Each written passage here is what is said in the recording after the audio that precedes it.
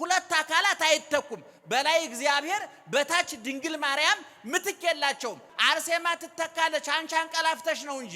ጊዮርጊስ ይተካል፣ አንተ አንቀላፍተህ ነው እንጂ። ተክለ ሃይማኖት ይተካል፣ አንተ አንቀላፍተህ ነው እንጂ። ጻድቃን ይተካሉ፣ ሰማዕታት ይተካሉ፣ ቅዱሳን ይተካሉ።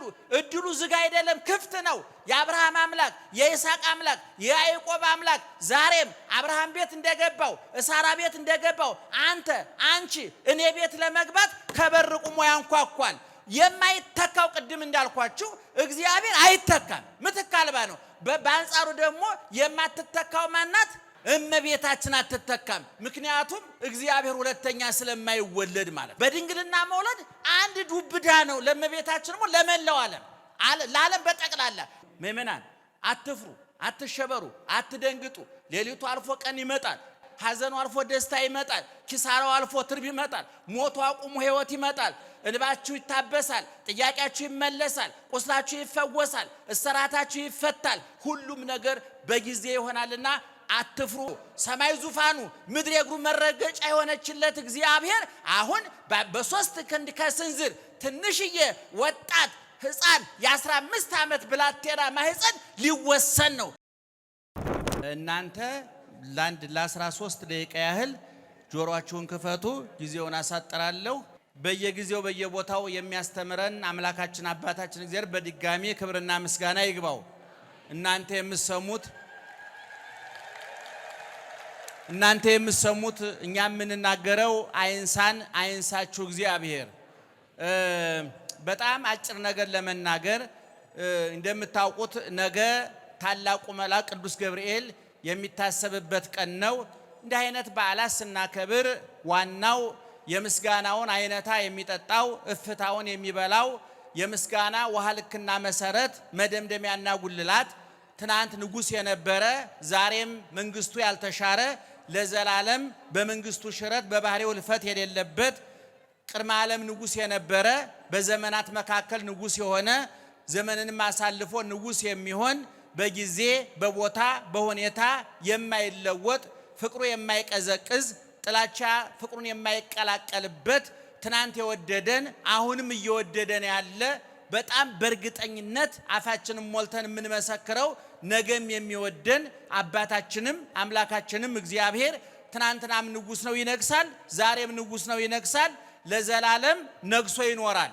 እግዚአብሔር ወዳጆቹ በቤቱ በጊዜው በሁኔታው እንዲሾሙ አድርጓል። የጊዜ ባለቤት እግዚአብሔር ነው። የቦታ ባለቤት እግዚአብሔር ነው። የሁኔታ ባለቤት እግዚአብሔር ነው። ሁኔታውን ለወዳጆቹ፣ ጊዜውን ለወዳጆቹ፣ ቦታውን ለወዳጆቹ አሳልፎ ይሰጣል። የሱ የባህሪ የሆነውን በጸጋ ይሰጣቸዋል። እሱ ከማንም ያልተቀበለው ማንም የማይወስድበት የባህሪ ክብሩን ሲያጠፉ የሚወሰድባቸው ሲያለሙ የሚጨመርላቸው ክብሩን ይሰጣቸዋል። ኦርቶዶክሳዊ ተዋሕዶ ቤተክርስቲያን ወር በገባ 19ኛውን ቀን ለቅዱስ ገብርኤል መታሰቢያ ታደርጋለች። የሐምሌና የታኅሳሱ ደግሞ ዓመታዊ በዓል ነው። እንግዲህ ቅዱስ ገብርኤል ከሚደነቅባቸው ከሚወደድባቸው መካከል አንዱ ለእመቤታችን ብስራት ይዞ መምጣቱ ነው።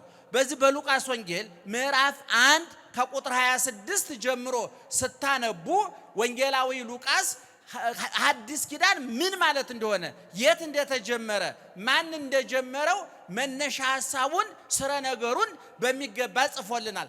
እንደምታውቁት እመቤታችን በቤተ መቅደስ ነው ያደገችው። ቤተሰብ አታውቅም። አባቷም እናቷም አሳዳጊዋም እግዚአብሔር ነው። በ3 ዓመቷ ቤተ መቅደስ ገብታ 12 ዓመት በቤተ መቅደስ ቆይታ በ15 ዓመቷ ቅዱስ ገብርኤል ሊያበስራት እንደመጣ ታውቃላችሁ። መልአኩ በ6ኛ ወር ነው የሚለው። ኤልሳቤጥ በጸነሰች በ6ኛ ወር፣ ኤልሳቤጥ በ9 ዓመቷ ነው የጸነሰችው።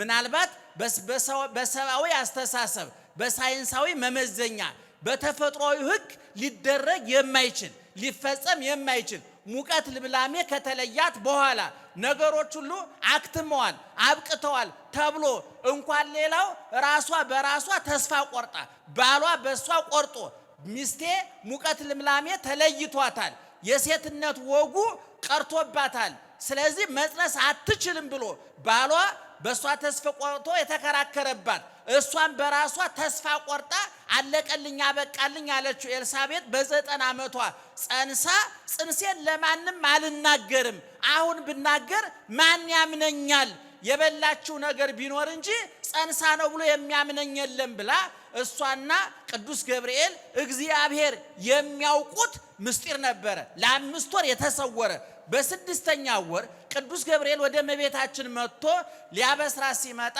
በ6ኛው ወር ነው የሚለው በ6ኛው ወር መልአኩ ገብርኤል ናዝሬት በገሊላ ውስጥ ወዳለች ናዝሬት ወደምትባል ትንሽዬ ከተማ ተልኮ መጣ የእመቤታችን ስም ተጠቅሷል የጠባቂዋ የዮሴፍ ስም ተጠቅሷል ባጭሩ መልአኩ መጥቶ ማርያም ሆይ በሉ እስኪ ኧረ ጮክ ብላችሁ አትፍሪ ማን ሆይ ምን አትበይ አትፍሪ እስመ ረከብኪ ሞገሰ በኀበ እግዚአብሔር በእግዚአብሔር ዘንድ ባለሟልነትን አግኝተሻልና ላለመፍራቷ ምክንያቱ ምን አግኝታለች በእግዚአብሔር ዘንድ ባለሟልነትን አግኝተሻል ብሎ አበሰራት እንግዲህ በመካከል ያሉት ክርክሮች እዛ ላይ ተጽፈዋል ቅድም እንደነገርኳችሁ እመቤታችን ወንድ አታውቅም ድንግል ናት 15 ዓመቷ ነው 20 ዓመት ይሆናት 30 ዓመት በድንግልና ኑራ በድንግልና መሞት እግዚአብሔር ማገልገል ነው ውሳኔዋ እና መልአኩ ትጸንሻለሽ አላት አስደነገጣት አስበረገጋት ሁለት ትልልቅ ነገሮች ከሷ በፊት በሷ ጊዜ ከሷ በኋላ ለዘላለም የማይከናወኑ ለዚህ ነው ሊቁ እንደተናገረው ሁለት አካላት አይተኩም ምእመናን በደንብ ስሙኝ ሁለት አካላት አይተኩም በላይ እግዚአብሔር በታች ድንግል ማርያም ምትከላቸው ጻርቃን ይተካሉ አርሴማ ትተካለች አንቺ አንቀላፍተሽ ነው እንጂ ጊዮርጊስ ይተካል አንተ አንቀላፍተህ ነው እንጂ ተክለ ሃይማኖት ይተካል አንተ አንቀላፍተህ ነው እንጂ ጻርቃን ይተካሉ ሰማዕታት ይተካሉ ቅዱሳን ይተካሉ እድሉ ዝግ አይደለም ክፍት ነው የአብርሃም አምላክ የይስሐቅ አምላክ የያዕቆብ አምላክ ዛሬም አብርሃም ቤት እንደገባው ሳራ ቤት እንደገባው አንቺ እኔ ቤት ለመግባት ከበር ቆሞ ያንኳኳል የማይተካው ቅድም እንዳልኳችሁ እግዚአብሔር አይተካም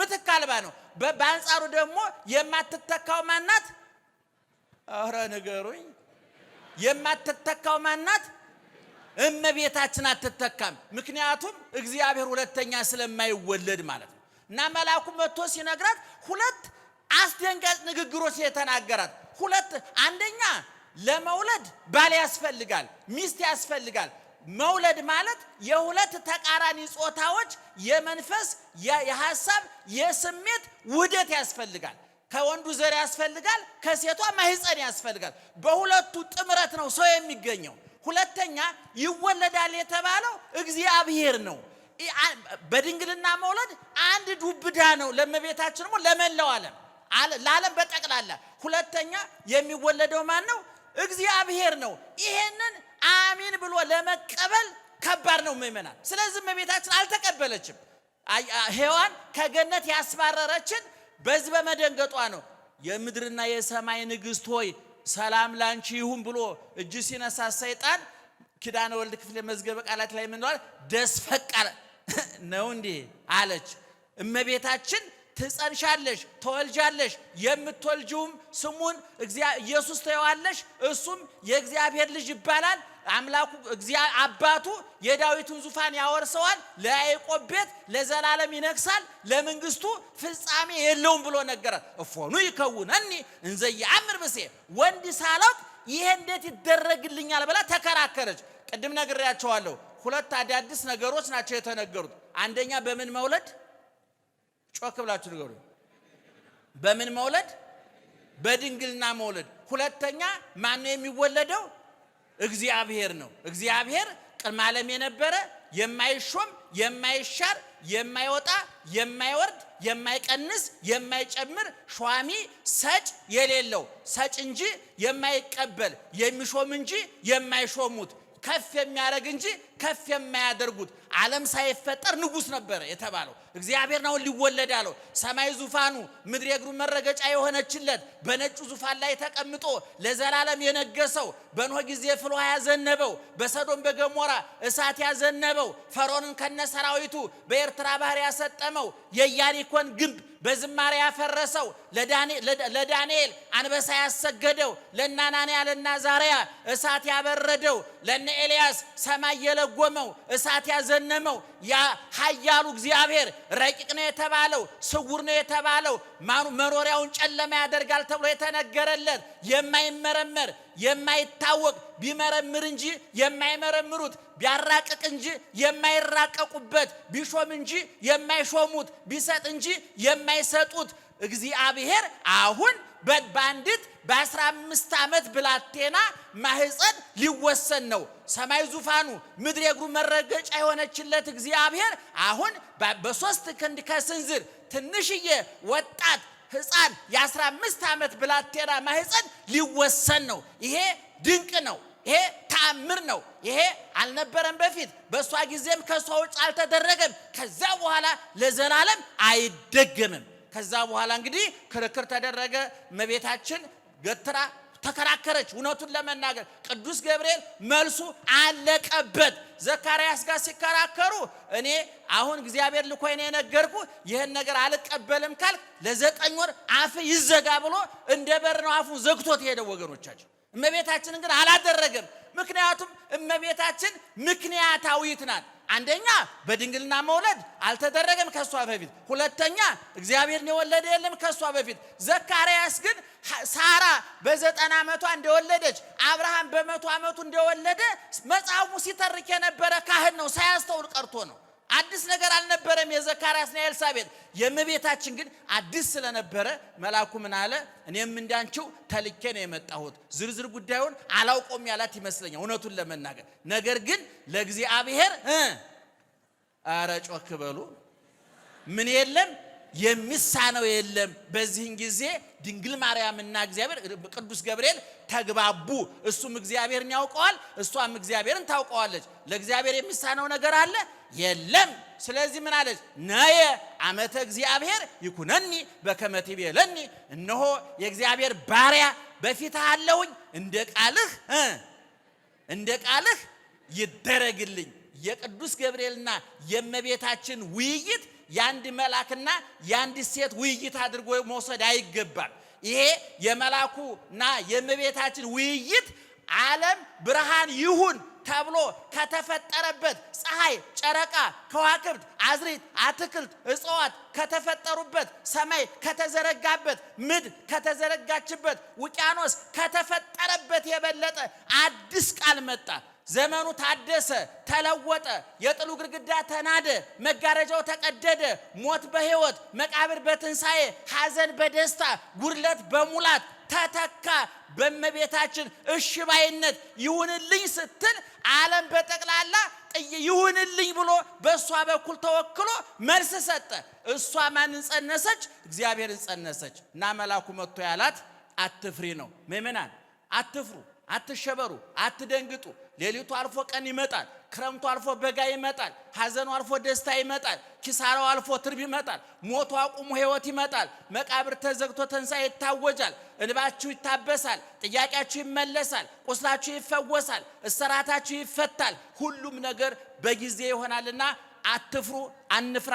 ደህና ደሩ።